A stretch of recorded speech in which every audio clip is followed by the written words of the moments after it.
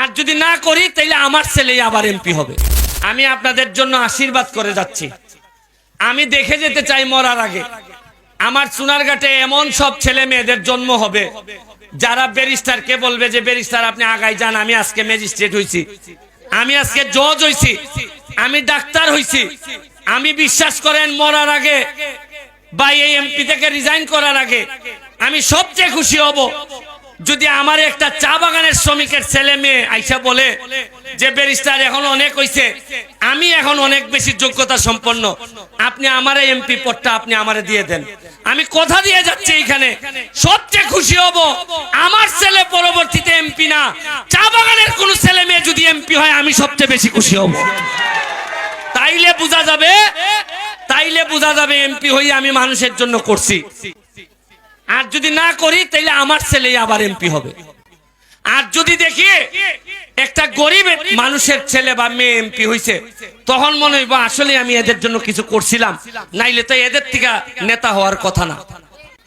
আমি আপনাদেরকে আবারও, লিটন এখানে অনেক কষ্ট করছে, আমাদের পঞ্চায়েত এখানে যারা আছেন আপনারা সবাই আমার নির্বাচনে অনেক কষ্ট। আমি আপনাদেরকে তো কিছুই দিতে পারবো না, দোয়া ছাড়া আশীর্বাদ ছাড়া আপনাদেরকে কিছুই দিতে পারতেছি না।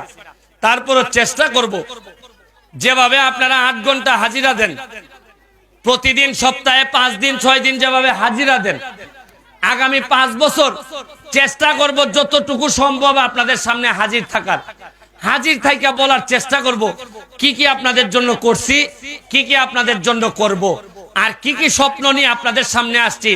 আপনারা যেভাবে হাজিরা দেন আমিও এইভাবে হাজিরা দিব। এই কথা বলে জননেত্রী শেখ হাসিনার জন্য দোয়া চেয়ে, হ্যাঁ স্কুলের কথা বলছে 10 টাকা করে চান্দা দিয়ে আপনারা নাকি চালান। এখন লিটনের মাধ্যমে এখানে যারা পঞ্চায়েত আছেন সভাপতি সহ তারা আবার আমার সাথে বৈশা আমার মাথার মধ্যে খালি ঘুরে যে আমু থেকে নলোয়া রাস্তা, আমু থেকে নালোয়া রাস্তা, এটা কবে করবো? এটা না করে আমি শান্তি পাইতেছি না দুলনা পর্যন্ত। এইটা করা আমার মাথার মধ্যে সারাক্ষণ ঘুরে। এর সাথে স্কুল যেগুলো আছে, মন্দির যেগুলো আছে, সব তুমি আমার সাথে যোগাযোগ করে 6 মাস পরে পরে আমার নামে বরাদ্দ আসে। এইখান থেকে আপনারা প্রতি 6 মাস অন্তর অন্তর আপনারা নিতে পারবেন। এটা আপনারা তদবির করে আমার সাথে যোগাযোগ রাখবেন, আমি আপনাদেরকে দেওয়ার চেষ্টা করব। আর ঘন ঘন যখন আপনাদের সামনে আইসা দাঁড়াবো তখন তো আপনাদেরকে বলতে হবে আমি কি করছি না করছি। আর যদি 5 বছরে একবার আসি তাহলে তার জবাব দিয়ে থাকে না। আমি বারবার আপনাদের এখানে আসবো। কেরে আমরা সভ্য হইলে, আমরা ধনী হইলে আমরা আফসোস করতো না? শুনেন, মাটির কারণে এলাকার দাম বাড়ে না, এলাকার দাম বাড়ে মানুষের কারণে। মানুষ যদি সভ্য হয়, মানুষ যদি শিক্ষিত হয়, এই এলাকার দাম এমনিতেই বেড়ে যায়। সৌদি আরবে যান, মাটিতে কোনো ফসলই ফলে না, কিন্তু তাদের মাটির এত দাম হইলো কিভাবে? কারণ এরা মানুষগুলা বিভিন্ন ভাবে তেলের ব্যবহার করে অনেক ধনী হয়েছে।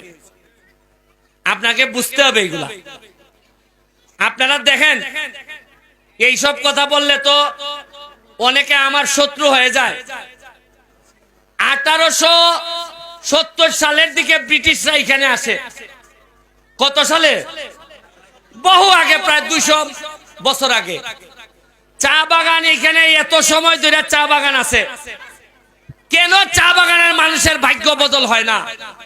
অন্য সবার ভাগ্য বদল হয়, চা বাগানের ভাগ্য বদল হয় না কেন? কেন চা বাগানের মানুষের 170 টাকার মধ্যেই থাকতে হয়? কারণ বেশিরভাগ নেতারা চায় না যে চা বাগানের মানুষরা ধনী হোক। এইটা আমি চাই না, আমি ব্যারিস্টার সুমন এটা চাই না। কারণ আপনাদেরকে কিছু করার আগে আপনারা আমার এমপি বানাই দিচ্ছেন, যে সম্মানিত করছেন, এই সম্মানের দান, এই ঋণ আমি কোনোদিন পরিশোধ করতে পারবো না। আমি আপনাদের কাছে আশীর্বাদ চাই, আপনাদের জন্য আশীর্বাদ দিয়ে যাচ্ছি। আমি কথা দিছি সৃষ্টিকর্তারে যে আমার রক্তের মধ্যে যেন, আমার বাচ্চা কাচ্চার রক্তের মধ্যে যেন আপনাদের বাচ্চা কাচ্চার হক কোনো হারাম যেন না ঢুকে। আপনাদের বাচ্চা কাচ্চার টাকা মাইরা যেন আমি আমার বাচ্চা বাচ্চারে না খাওয়াই, এইটা আমি শপথ নিছি। বাচ্চা মেয়েদের ছেলেদেরকে বলে যাচ্ছি, তোমরা পড়াশোনা করো, পড়াশোনা ছাড়া কোনো মুক্তি নাই। আর তোমরা যারা বাচ্চা, নালুয়া বাগানের জন্য আমি তোমাদের জন্য 10,000 টাকার ফুটবল এখন দিয়ে যাচ্ছি। তোমরা 10,000 টাকার ফুটবল দিয়ে যাচ্ছি। আর মেয়েদের জন্য নালুয়া বাগানের মেয়েদের জন্য তোমরা যা ইচ্ছা কিনবা, তোমাদেরকে আরো 10,000 টাকা দিয়ে যাচ্ছি, 20,000 টাকা।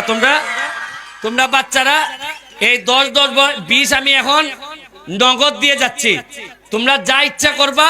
আর একটা জিনিস, আমি কোনো এমপি না, আমি কোনো সাব না, আমারে বলবা ওই আঙ্কেল ডাকবা, নাইলে সুমন ভাই ডাকবা।